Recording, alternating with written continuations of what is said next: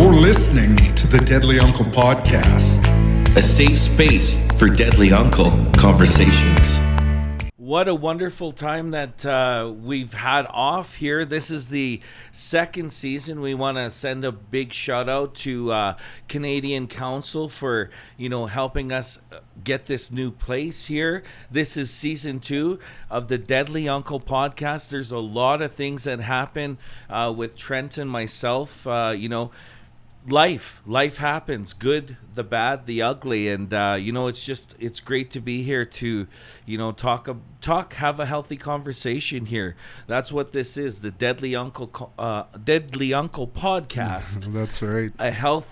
A place for healthy conversation. So it's great to be here, and we have our first guest, and I'm going to let my good buddy Mr. Trent Agecoutay, who has a song that we co-wrote right now that's number 2 on the NCI countdown. So good things and bad things, right, Trent? That's right. Life gets in the way, but I'm really glad to introduce our first guest.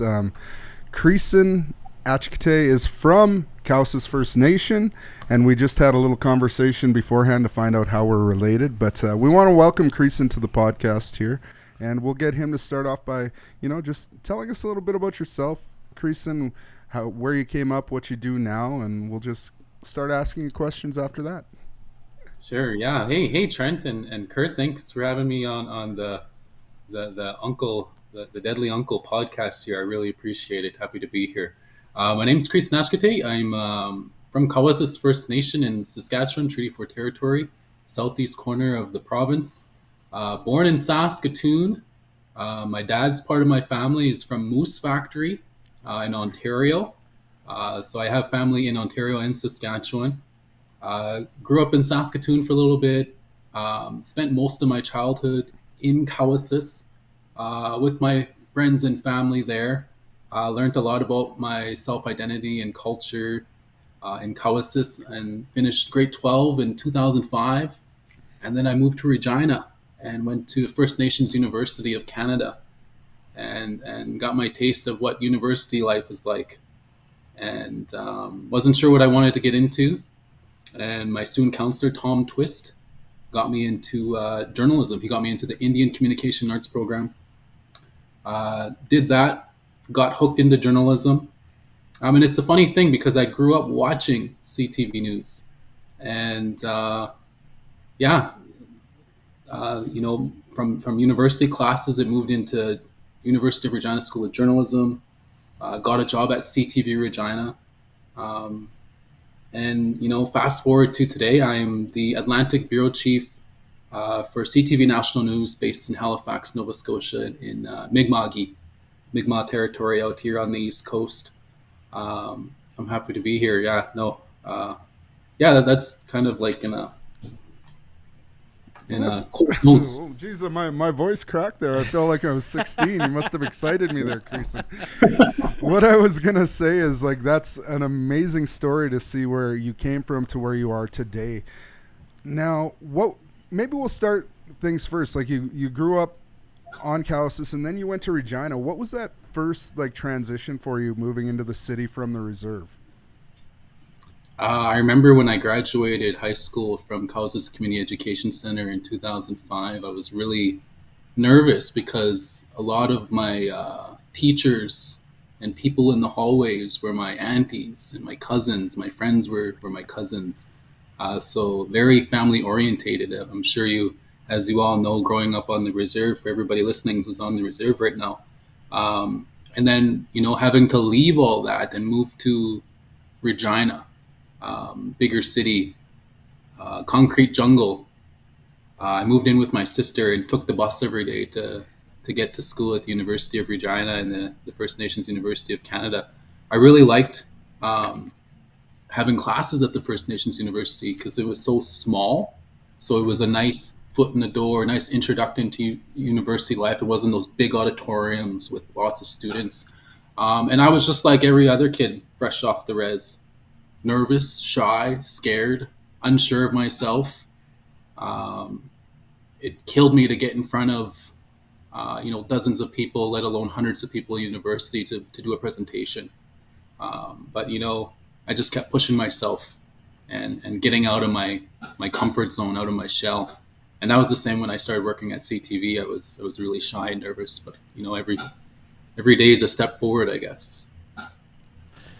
What was your experience, growing up on Cowessess? Because we were talking earlier, I haven't had a chance to experience Cowessess, and I have some cousins that are married out there, and then my father's also from there, but it's from my mom's side. So they always talk about how beautiful Cowessess is, and I see the pictures that they post up as well, and the fishing and stuff that they do around the area. Can you tell us about the land Cowessess has, and what it was like to grow up, and also, was there cultural experience for you growing up? Yeah, no, I have lots of fond memories of Cowessess. Those were the best years of my life, and I took a lot of that for granted now that I'm living in the city every day. But Cowessess is located in the southeast corner of Saskatchewan. It's in the Qu'Appelle Valley. Beautiful land. Our cousins and our family members and everybody in Cowessess kind of jokingly say you're in God's land now because it's so beautiful. My mom's house, which used to be my grandma's house, Mary Leroy, we live right in the middle of the Qu'Appelle Valley, right beside the store. And there's a creek that runs along behind the house. We have Crooked Lake to the left and then Round Lake to the right. So there was always swimming. A lot of my friends would jump on our bikes and bike down the highway to go out and swim in Cedar Cove, Melville Beach, Sunset Beach. Just the best childhood. And then during the winter time, we'd have our skidoos and we would skidoo up and down the valley and go snowboarding at Ochapowace Ski Place. And like I said, my aunties, a lot of them taught me in Cowessess First Nation at the school there. We got our new school built in 2003. We were living out of the old school before that. It used to be the part of the Marival Residential School. And then there was a new school attached over there. And then we got our new school in 2003. So I got to spend my last 2 years of high school in that new school. Culturally, I give thanks to my uncle Huey Leroy. He was the first one to introduce me to Sweat Lodge.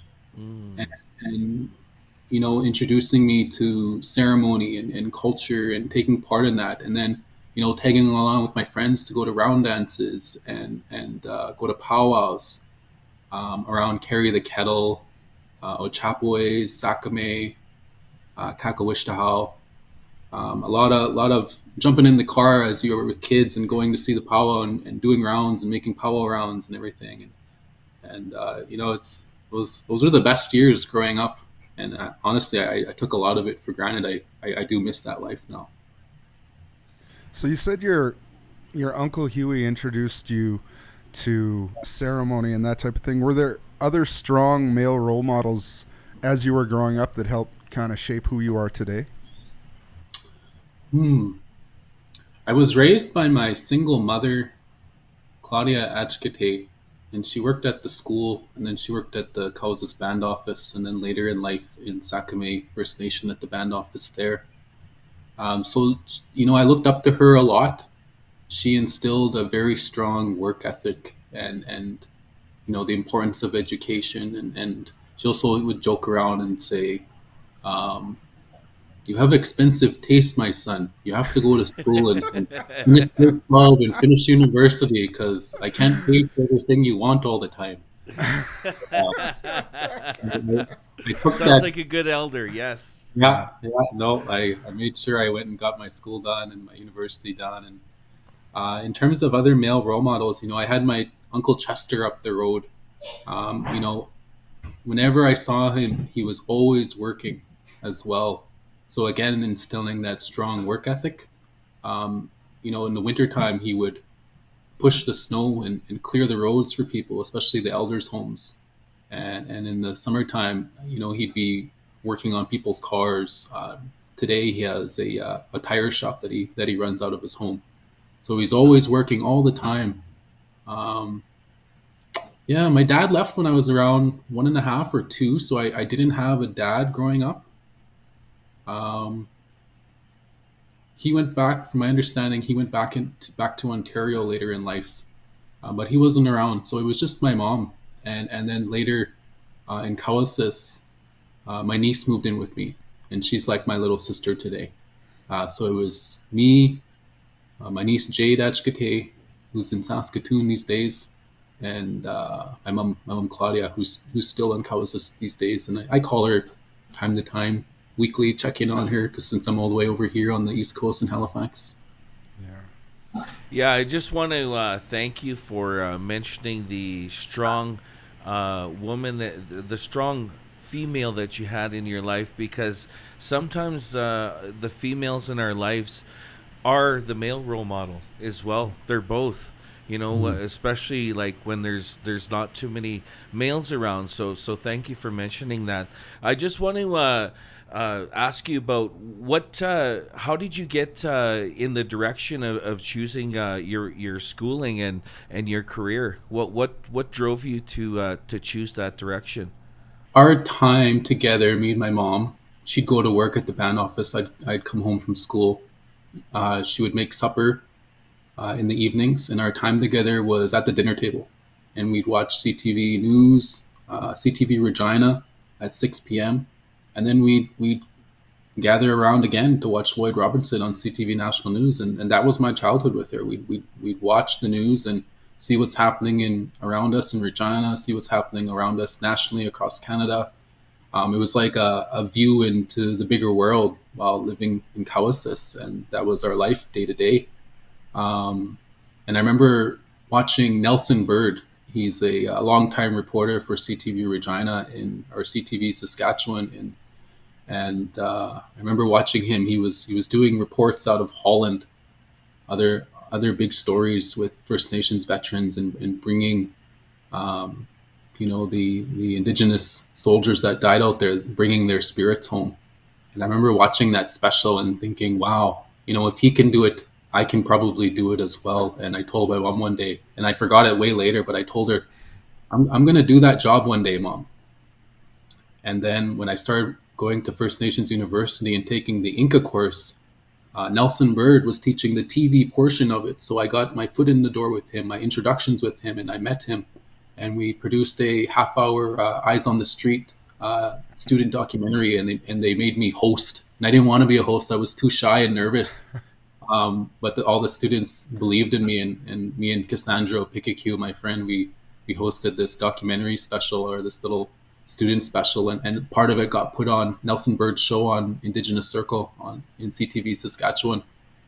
And I think a year passed. I left school and I took a break, and he called me up and he said, there's this student mentorship position at CTV Regina. I think you should apply.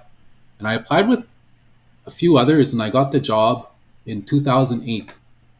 And for 2 years, I got to work alongside Nelson Bird and help report for Indigenous Circle and do all these different stories in different First Nations in Saskatchewan.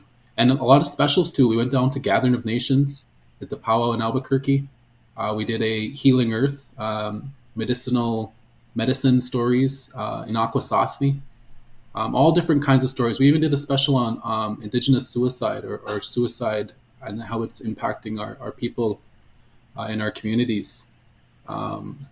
And then I went back to school and got my journalism degree. My boss, my news director, Carl Worth, he was like, Creeson, back in the day, I could finish grade 12 and work at this job and I can get to this point. But today, you can't do that. You got to go back and you got to get your degree.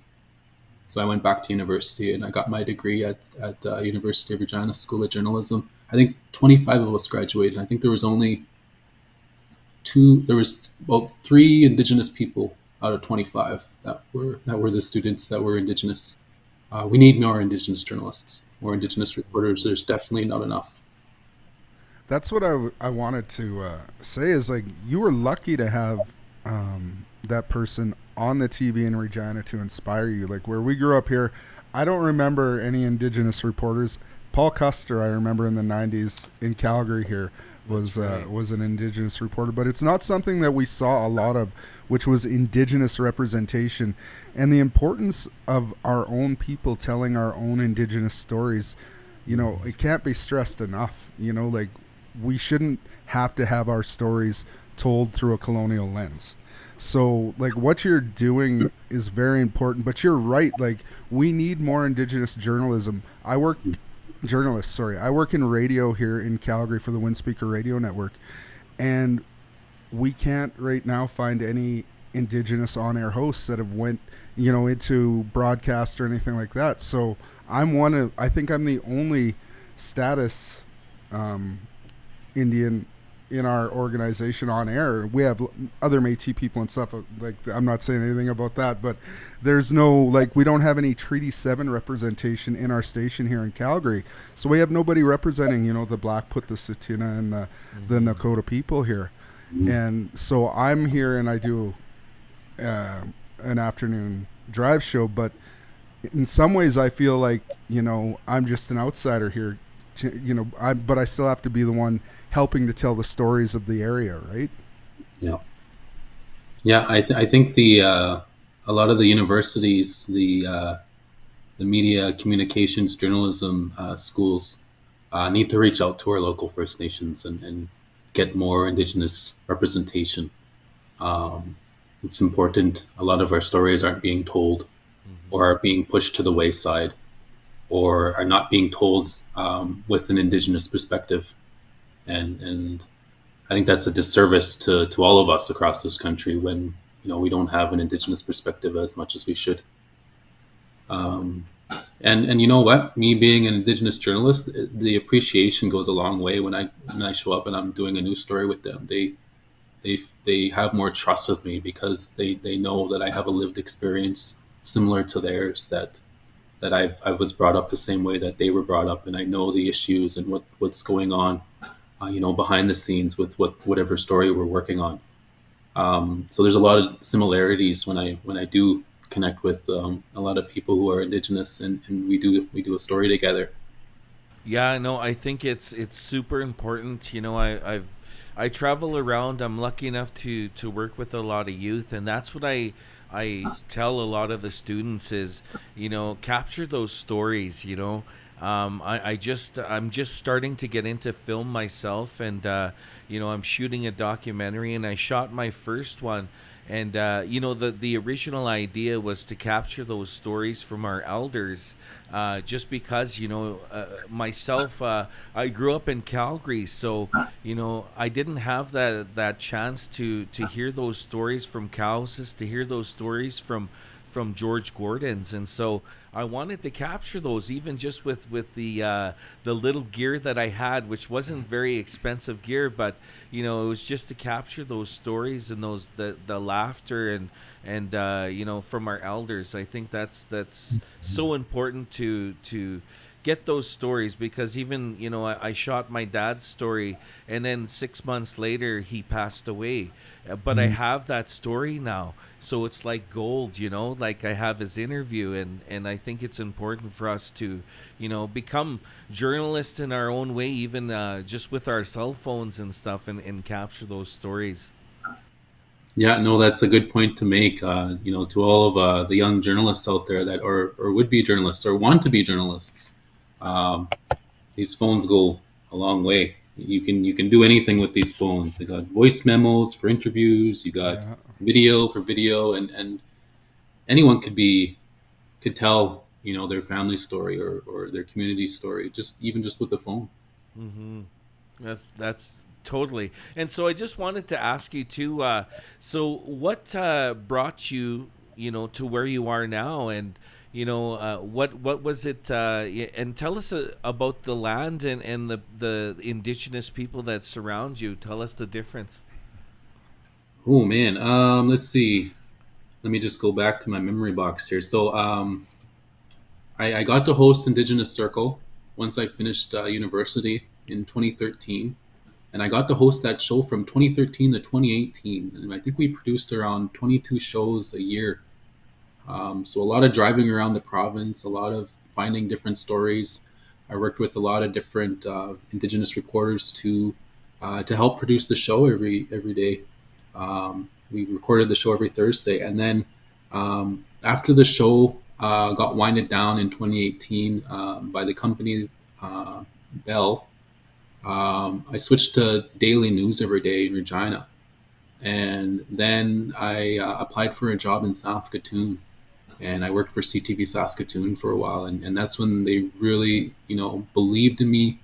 They put me in front of the camera. They were making me do live hits for 6 p.m. on different news stories that were happening in the city. I was doing daily news every single day, and the one story that stood out that the people in Toronto saw was on this young man. He was living homeless in Saskatoon, and there was these stories, this video floating around on social media. People were speaking out in the neighborhood that he was getting beat up by the Saskatoon police. There was a police officer beating him up. So I went and spoke to the neighbor that filmed the video. We were spending a heck of a time trying to find the homeless man in the video, the Indigenous homeless man in the video. And news channel, CTV News Channel was picking up the story. I think we did 2 or 3 stories on it.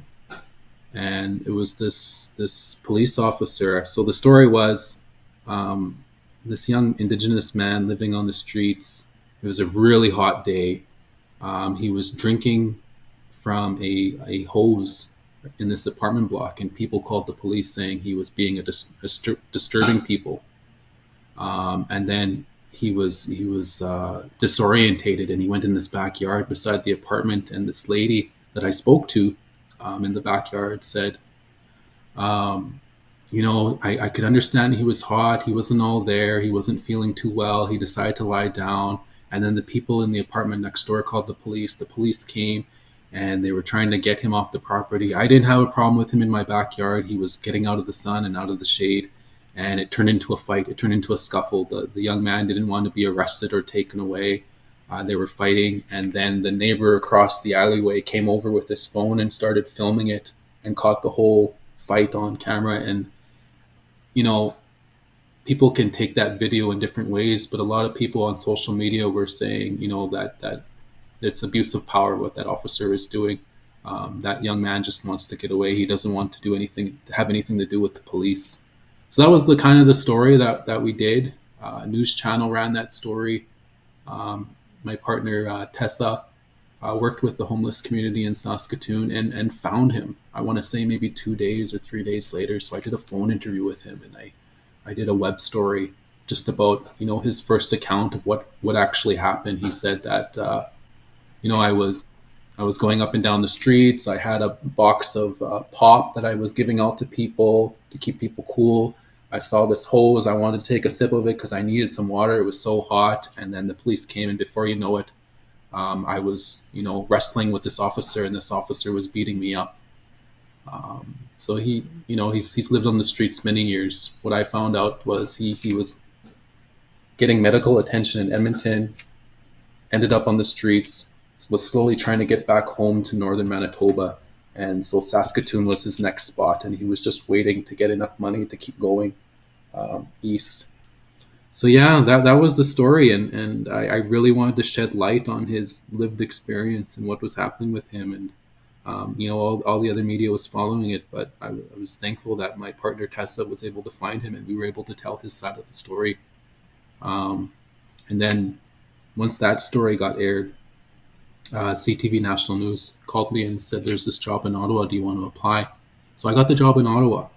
I got to work there for about a year and a half on Parliament Hill,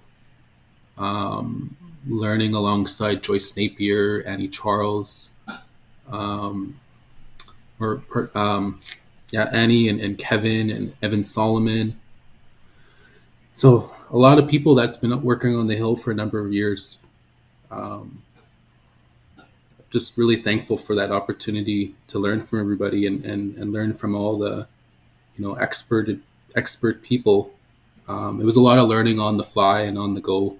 And, whatever story gets put on CTV National News, it's not just me. It's like the camera person, the editors, the writers, the anchor. They all work like a well-oiled machine, and everything just looks so good at the end of the day.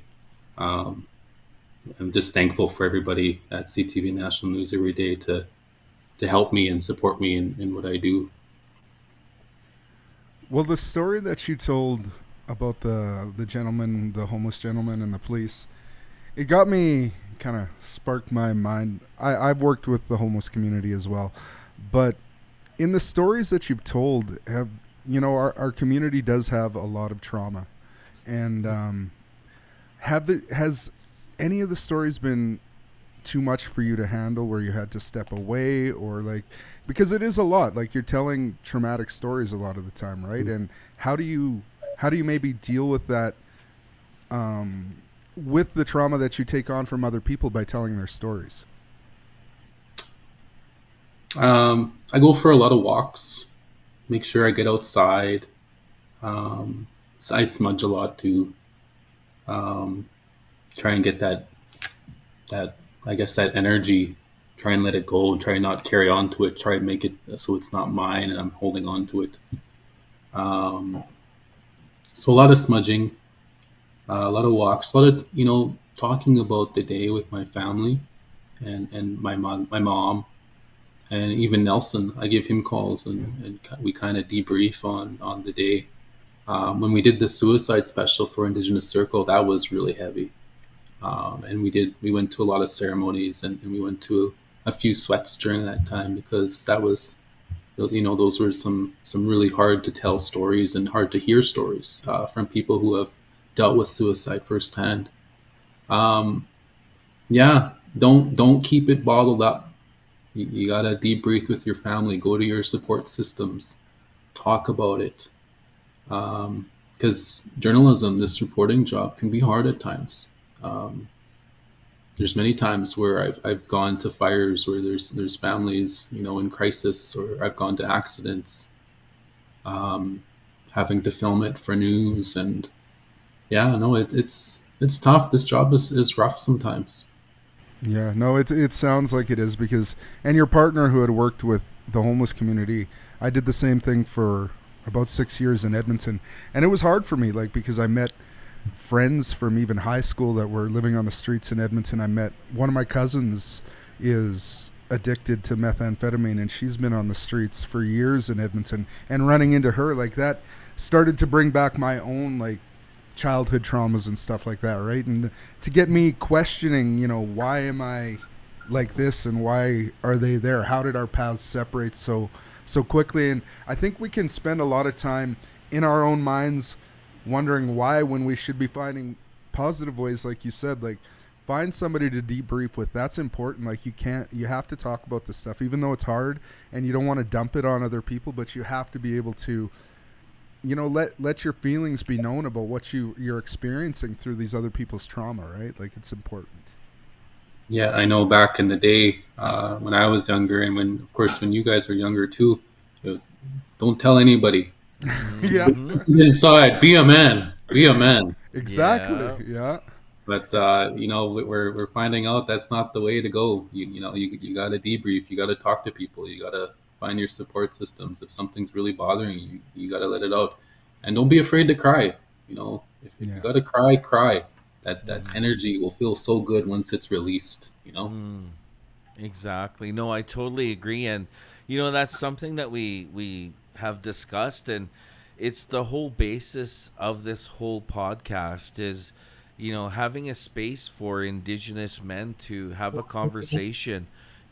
Growing up with all of your experiences, was there ever any programs that you knew of that were for Indigenous men, that were for healing? I've reached out normally to my family. And there was a few elders in Regina that I'd go to their sweats for. But in terms of programming, there's that 1-800 number for people dealing with trauma with regards to residential school. That's always a good number to reach out to. It feels like there's more and more services every day. You just some searching online. With our liberal federal government here, it seems like there's more services available now these days than there was in the past. So those services are out there, in our urban settings, in our urban areas, in our cities, our Indigenous friendship centers.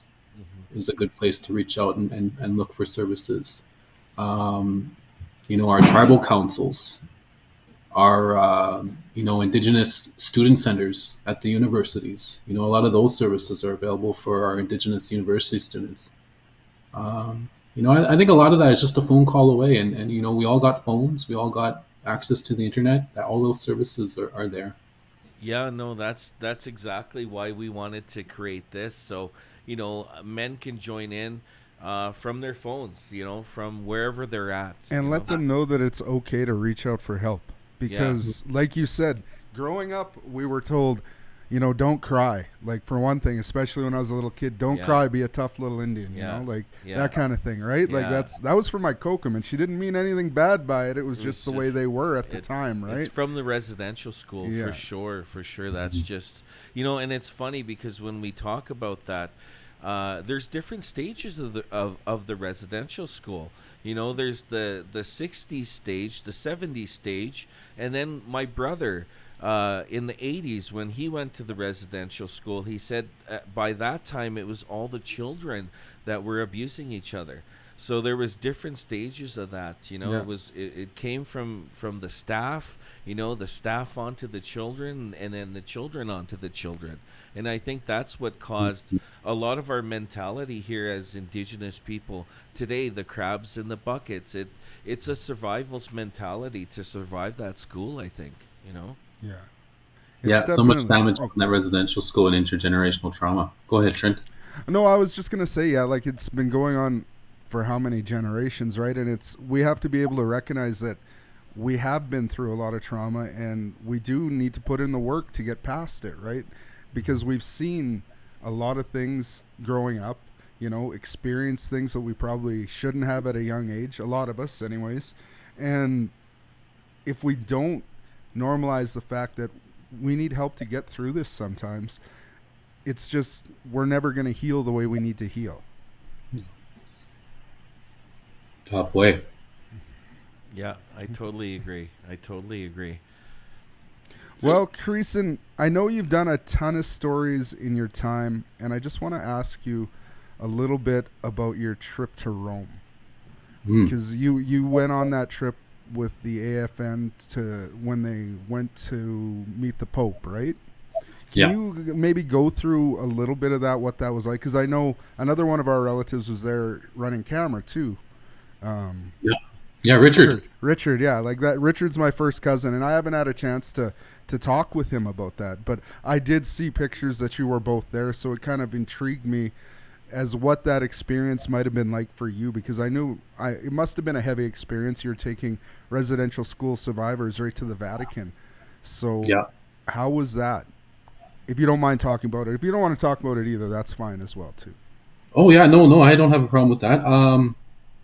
It was my first international assignment, so like the pressure was immeasurable to try and tell the stories. The time difference was difficult. I think a lot of us were running on maybe 4 or 5 hours of sleep. But having to just pinch myself and say, wow, I'm in Rome and I'm covering this and helping with CTV National News and telling our stories and talking to the residential school survivors that came out there to push for an apology from the Pope. And when that apology came, I was listening to it live on my phone as we were going to the Vatican to go and interview a lot of the survivors that were going to come out after that apology. And I don't know if you guys were following along during that time live, but for me, listening to it and then hearing him say, I'm sorry, those years and generations and I'm thinking about the residential school survivors that have passed on, the ones that have never heard those words. All of that came flooding. It just flooded, and I was thinking about my family and how it impacted them. And I did let out a few tears, and I was very emotional. And I remember the reporters, the ones I was working alongside, they're like, he apologized. He did it. He apologized. Because, the chief and councils and all the leadership were pushing for many years for the Vatican to apologize. So to finally hear it was just like, are you serious? And then the celebration in St. Peter's Square with all the dancers and the residential school survivors, they were all dancing. It was such a sight to behold. It was like the celebration of, you know, when they were young, they weren't allowed to speak their language and wear their regalia and dance. And you know, our culture and ceremonies were were disbanded or not allowed or outlawed in our country, in what is now Canada. And here we are in the Vatican, and our people are wearing their regalia, they're dancing, they're singing our songs, they're celebrating. The residential school survivors that came were celebrating, and there were so many hugs and tears. But that it was also, I'll point this out as well, there was also that same colonialism that was hanging over us a little bit, because as I was trying to film the reactions of the people and get interviews of some of the survivors that heard that apology for the story, there was security guards with St. Peter's Square and the Vatican around us and saying, you can't film here, you can't do interviews here. But, you know, it was just another day for them. But for us, it was so historic. I'll never forget that day. I was very thankful to be there. And, you know, I was just part of the team with everybody else. All of us there telling the stories of what that day meant for all of us.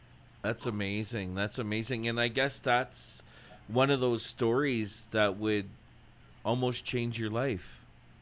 Yeah. No, I'm thinking about my aunties and uncles, you know, who were abused in residential school, told not to speak their language.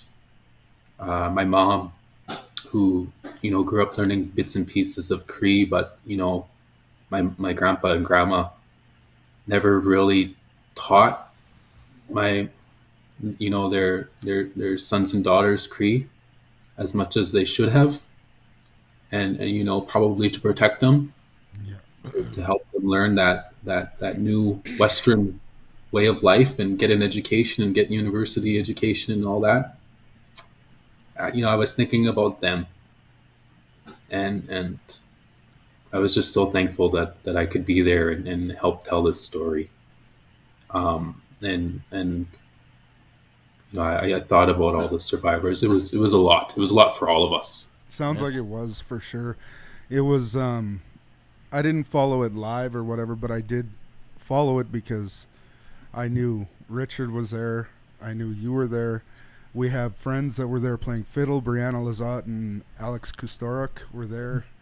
Our good friend Leanne Goose was there. She was doing communications for the AFN. So yeah, there was some I felt really connected to what was going on there, for sure. And I was the same way as you, thinking about my grandparents, my dad, my aunts and uncles, you know. Yeah. No, it's you know, I think, like, the apology is definitely something that changed history, but that recognition that this happened was so important as well. And, you know, I just want to ask you, do you think that Indigenous media will ever have a company that's as big as CBC and on a main channel? Do you ever see like Indigenous media having a mainstream channel and news station? Do you ever see it going in that direction? I think about APTN National News and all of the great work they do there every single day. You know, they're telling those stories that need to be told with an Indigenous lens. So shout out to all the good people at APTN National News doing that work, that important work, and you know, letting us all know what's happening in Indigenous country. You know, they're making waves, and things are getting bigger for them each year. So shout out to them, and I commend all the work that they do every day and shedding light and telling the stories that need to be told. I would like to see more Indigenous representation, more Indigenous journalists doing this job. But it's a tough job. It can be very stressful.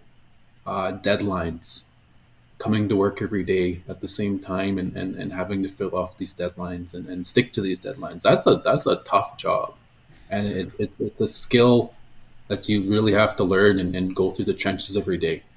Um, I just hope that you know people at APTN National News, me at CTV National News, and Duncan McHugh, that was with CBC, and all the other Indigenous reporters.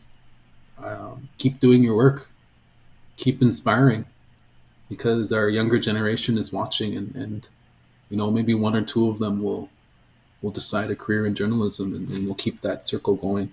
Just like when I grew up watching Nelson and being inspired, I hope that I can do the same at this level here at CTV National.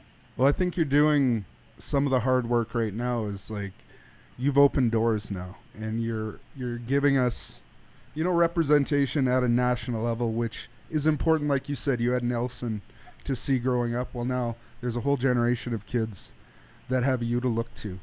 And I mean, I'm not saying that in a way to put any kind of pressure on what you're doing or anything, but it's good because I think that's our job as uncles in a way, is to create space for the next generation in whatever field we're in, whether it be reporting, whether it be media, whether it be music. If we have an opportunity to uplift our younger people, it's kind of our job. Like that's what was done for me when I started playing music. People created space for me to learn and for me to eventually thrive. And I just want to commend you for the work you do, because it's important work, and it's important for young men to see another Indigenous man doing it. So thank you for that. Yeah, you are a deadly uncle. Hey. Oh, thank you. Yeah, no, I just, on my side of things, I'll end off with this question. Give us one of the more positive stories that you covered, something that inspired you, something that was amazing to cover, that, just got to you. I've covered so many stories over the years. It's been quite a blur. One thing that I like doing is coming out to a First Nation and being there for their opening of their school, or an elders gathering, and they're celebrating their elders and giving back and gifting them and saying thank you for your service, or a community event honoring Indigenous veterans.